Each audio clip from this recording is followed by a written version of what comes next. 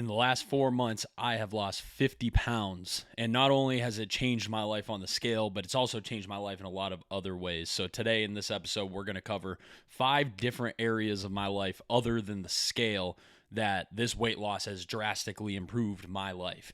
And stick tuned to the end, and we are going to go over one magic bullet habit that I have implemented in this weight loss process that is a key to my success.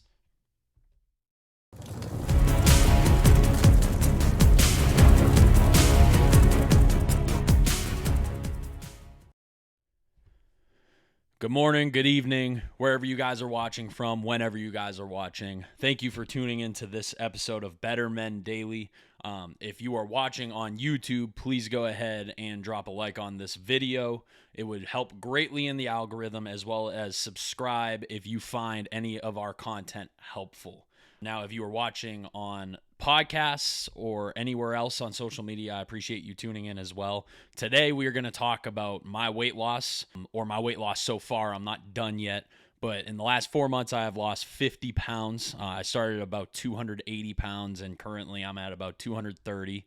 Still got a ways to go, but we have made significant progress, and I am more driven than ever, so I want to talk a little bit today about 5 different areas other than the scale in which my life has improved drastically from this weight loss. And if you stay tuned to the end, I'm going to go over one key habit that I have implemented while I've been doing this weight loss journey that has been a magic bullet of sorts, and I'm going to show you guys how I do it so you don't have to spend any money. So let's get right into it, guys. So number 1, I've had more mental clarity and drive. Now, this is kind of to be expected, but it's kind of like a ball on the top of a hill or a boulder on top of a hill that once it starts rolling, it's really rolling, but it's really hard to get it going. Going to the gym at first is exhausting, and I didn't really go in with a plan at first. I went just to go, but once I started going and started getting into the habit, it started picking up momentum, and my mental clarity and my drive both improved. I have different areas in my life where my recall on my memory is better. I've even additionally started supplementing with things like creatine and fish oil to help even further with that mental clarity.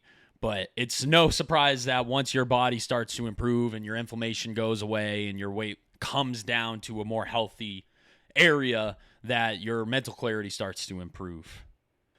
And as I've researched these things, as I've been losing weight and seeing the results, I've come to learn that hormonal balance is key in your energy levels, in your mental focus and sharpness and clarity, and even in your intelligence levels. And I've noticed that as my hormones have balanced out through going to the gym, increasing my testosterone, and fixing my diet and things of that nature while I've been losing this weight, staying hydrated. All of these things have kind of played into me just being overall sharper, having better memory recall, and all sorts of other energy and mental related things.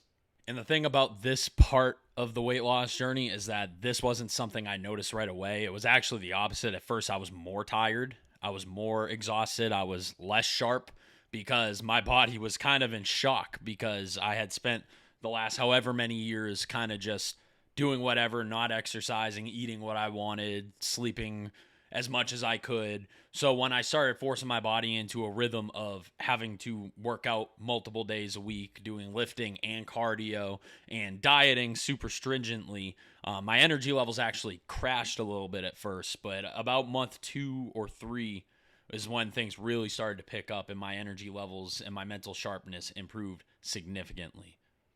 And like I had mentioned briefly, there's a lot of things that I do to continue to support this, because who doesn't want to be a sharper man, more mentally clear man, a man with better memory recall and focus and awareness.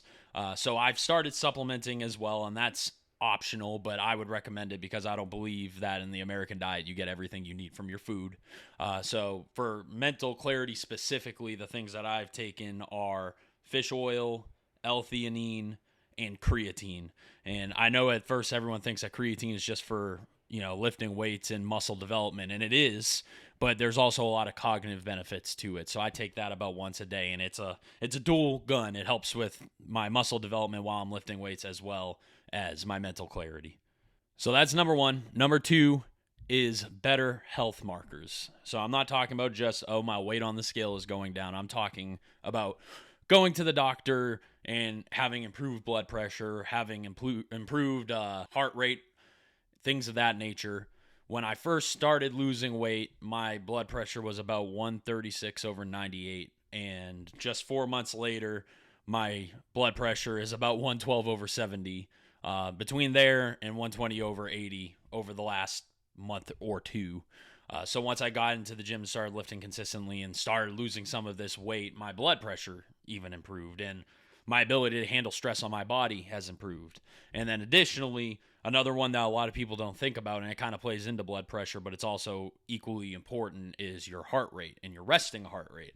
Now, when I started first losing weight, my resting heart rate was somewhere in the 90s, which I didn't realize it at the time is extremely high. And it's not surprising because when I think back to me being at my max weight and having that resting heart rate, I felt horrible all the time. To fast forward to today, down about 50 pounds, and my resting heart rate is in the high 50s, low 60s usually, which is much, much better. And that's more on the lines of someone who, regularly does cardio and regularly lifts weights. The funny part about it is the harder you work your body in the gym in those isolated environments, the better your body handles stress in the outside world. And once again, these biomarkers are honestly more important than weight, because depending on the way you train, I could end up sitting at 215 and being completely shredded, depending on the way that I want to build muscle or the way my body composition is. But biomarkers you can check across the board in anybody, and it'll tell you what their health is like. And the key for me is to be a strong, healthy, capable man for as long as I can, and that means living as long as the Lord allows, and me trying to do what I can to contribute to living as long as possible so I can be there to provide for my family and for my son. And any study you read will tell you that these biomarkers increase your lifespan by years if they are in healthy ranges compared to if they weren't. So that's number two. Number three is that I have less inflammation and random pain. Now, if you can imagine walking around eclipsing close to 300 pounds on a 5'10" frame is not healthy. And with that comes all sorts of other inflammatory issues. That comes waking up and your back and knees hurting every morning and your feet hurting after you walk around a bunch because of the amount of weight and stress that you're putting on yourself, or just having random aches and pains and shots of pain in your arms and shoulders. Anyone who has been at that weight and has been that unhealthy will tell you that that is something that is universal, and it's because of the residual body-wide inflammation that you deal with when you are at a weight like that. Now, obviously, I'm not at my goal weight yet, but once you start that process, you immediately start feeling the difference. Because, even in that first month or two where you drop a bunch of that initial, water and inflammation weight is what people say, you immediately start to feel a lot better. And the funny part about it is that you think you feel fine when you're in the moment, but when you look back after dropping a bunch of weight and trying to be healthier, you realize that you felt horrible all the time and you can't even believe that you walked around feeling like that. Like for me, I didn't even know I felt bad until I didn't feel bad. And then I realized how horrible I feel and what actually feeling comfortable in your body and not feeling in pain all the time feels like. So that's number three. The fourth thing that I have seen a significant improvement in is my sleep quality. Now, when I was 280 pounds, I had horrid sleep apnea. I was waking up every couple hours and, just never could get into a deep, comfortable sleep. But the healthier I get and the more active I am, I notice that my body just starts to respond to sleep better. I started wearing blue light glasses after 8 p.m. to, help my cortisol levels so that I can get a higher quality sleep, sleeping in a super dark room, not watching any TV before bed. And my sleep has improved significantly. And obviously you have your moments where you may wake up and not feel like, you slept like a baby. But, I noticed that I was sleeping so much heavier. I was getting deep REM sleep and I was having vivid dreams. And that all kind of goes back into the mental clarity, but sleep is literally one of the most crucial things that you can do for your body. And I've noticed that a lot because if you have a busy life, which I do, I have a baby on the way. I have a full-time job as a project manager, and I'm working out 5 days a week, spending time with family, doing this as well. And, obviously I need my sleep where I can get it. So when I even have the ability to just pop my head down on a pillow for even 5 or 6 hours, if it's heavy, high quality sleep, it helps me significantly and it helps my performance. And once again, that's what this channel is all about, is me reporting to you guys from the trenches of trying to be the best version of myself possible so that I can tell other men that are close to my age, and really men in general, what I have found to be helpful in becoming a better man, a better husband, and a better father. And if I had to create that list of like the 10 things that are like the most crucial to your health, mentally, physically, and spiritually, sleep is definitely on that list. So this has been a huge help for me. So that's number 4. Number 5, the final one that I've noticed that I'm going to discuss in this video, is better performance in my professional life. Now, like I had mentioned, I'm a project manager full time during the day, and I do this as well. I would not have had the wherewithal or the capacity or bandwidth to do this while working full time even just 6 months ago. And it wasn't that I was performing bad at my job, but going to my job and performing and then coming home was taking everything out of me. You know how many times I would come home from work and tell my wife, like, I just can't go to the gym today. I'm exhausted. Longest day of my life. Like, I'm just so tired. Or, come home and just be like, I just want to sleep. Or come home and do what I can to just veg out on the couch or stress eat my problems away and go get an ice cream with my wife and, develop those horrible habits. And that's why it's kind of a self-fulfilling prophecy when you're at that weight, because you go and do something that stresses your body even more because it's already in a stressed and inflamed state. And then when you come home or you get back from that stressful, inflaming environment or situation, you want to drown it away. And the only thing that feels good when you're at that weight and feels comfortable is eating and sleeping. So you keep doing those things and then it makes your situation worse. So obviously at first, once again, this kind of suffered.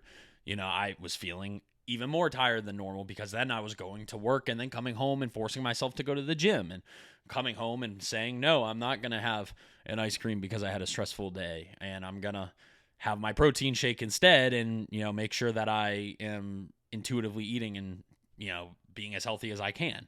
But once again, this channel is all about becoming the best version of yourself possible as a man, and better performance in your professional life is a key to that, because every man's priority besides God should be his family and providing for his family. And the better you perform professionally, the more likely you are to be able to adequately provide for your family. So once again, this is a key for me. So that is number 5, guys. That is all 5 that I'm going to discuss in this video of things other than losing weight on the scale that this has helped me with. Now, like I said, I started at 280 and I'm now close to 230. I'm probably going to have to lose another 50 pounds before I'm at a really, truly healthy spot. But I already feel so much better, and I'm going to continue to work in that direction, and I'm going to continue to take notes and pick up on things that I may be noticing are improving in the meantime while I am doing this and in this process, and I'm going to continue to report that to you guys. But as I promised at the end of this video, there is a magic bullet for weight loss consistency that I'm going to discuss with you guys, and it is a habit that I do, and it's going to be one that you've heard before, but I have an easy workaround for it. And for me personally, it has been tracking macros and eating intuitively. Now, a lot of people say you don't have to do that, just eat to feel your body, but the issue with that is the body is gluttonous. And our flesh, if you are a follower of Christ, is always trying to lead us down a path of selfishness and gluttony. So you can't really just eat to the feel of your body because you're most likely going to overeat.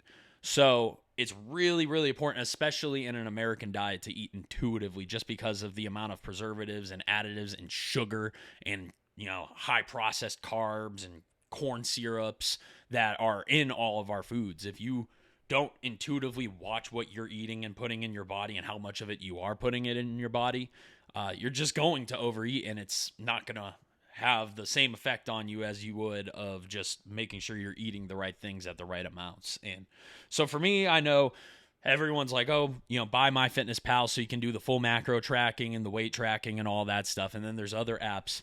But what I have personally done is used ChatGPT. Now, I know AI is used for a lot of different things, but the one thing I have trained AI to do for me is to pretty much act as MyFitnessPal. So all I have to do is log all of my food on ChatGPT in the same way I would, same with my weight, as I would on MyFitnessPal or any of those other apps, and it'll give me my macros. It'll even give me feedback on the quality food that I'm putting in, the quality of supplements I'm putting in, and it'll tell me things I can adjust and tweak. It'll help me adjust my macros based off my BMI and my weight goals and my body fat and body composition. So really, I'd argue that it's even more expansive than MyFitnessPal. And the cool thing about ChatGPT is that it is free. I'm not using like the legacy model or anything like that for this. I'm using the 4.0 or the 4.0 model, which is the base model that you get. All you have to do is start a chat line and make sure that chat line is dedicated to nothing but training it to be like MyFitnessPal. So for me, the tracking of macros has been paramount because it's allowed me to, number one, realize how bad I was overeating. Because when I started saying, okay, I'm only going to have 6 ounces of ground turkey and half a cup of rice, and then I put that in a bowl, I'm like, oh my goodness, I can't believe how bad I was overeating. That's unbelievable. Now, it's also helped me intuitively eat, so I'm watching the quality of stuff I'm putting in my body, and I'm like, okay, well, if I want to have a functioning brain today, I need somewhere between 50 and 100 carbs or grams of carbs. So I need to make sure that I spread that out evenly enough or spike myself right before I go to the gym, things like that. So I learned how to watch what I'm eating at the times I'm eating it and the quality stuff that I'm eating, and making sure that, it's not just important to avoid overeating on your fats and carbs and keeping your protein super high, but it's also important to make sure there's not a crap load of added sugars to the foods that you're eating and things of that nature. So that has been huge, and that's a habit that I developed alongside of going to the gym 5 days a week and all that stuff. But to me, hand to mouth eating is the number one thing that makes or breaks whether or not you're going to lose weight. So for me, that has been my magic bullet of weight loss consistency. So there it is, guys. That's all I got for today's video or podcast, depending on where you're watching. I appreciate you watching or tuning in and listening to this. If you did enjoy this video and you are on YouTube, please go ahead and drop a like for me. If you found this content helpful or want to see more content like it, please go ahead and subscribe to this channel or follow my podcast wherever you are watching or listening from. I appreciate you guys tuning in once again to this episode of Better Men Daily. Have a good day, and I will see you next time.